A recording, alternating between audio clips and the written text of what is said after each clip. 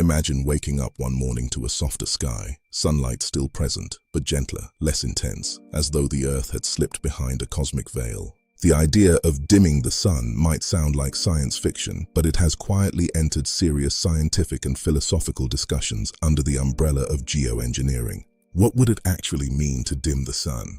And what would happen if we did? Why would we even try? The primary motivation is climate change.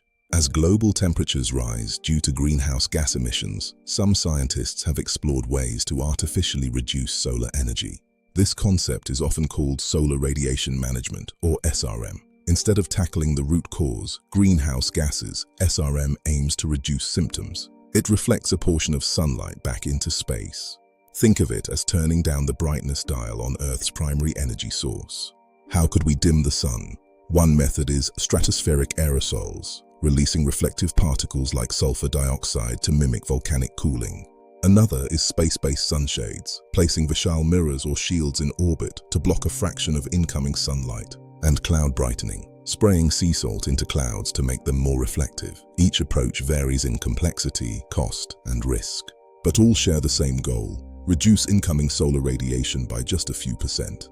At first glance, this might sound beneficial. Lower global temperatures, slower ice melt at the poles, and reduced frequency of extreme heat waves. Even a small reduction could significantly offset warming trends. In theory, this could buy humanity time to transition to cleaner energy. But the Earth's climate system is not a simple thermostat. Dimming the sun would not affect all regions equally. Climate models suggest disrupted rainfall patterns. Monsoons in Asia and Africa could weaken, threatening food supplies for billions. There is also the risk of ozone layer damage. Certain aerosol strategies might actually accelerate ozone depletion. Regional imbalances mean some areas could overcool while others remain unchanged. We might solve one problem while creating several new ones. The sky itself would change. Sunsets might become more vivid due to increased scattering of light, and the sky could appear hazier. Solar energy production would decline, affecting renewable energy systems. The psychological effect of a dimmer sun could also influence us.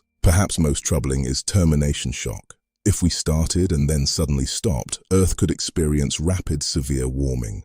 In other words, once we start, we may not be able to stop. This raises deep ethical and political questions. Who decides the global thermostat setting? A technology that could be deployed by a single powerful country or coalition.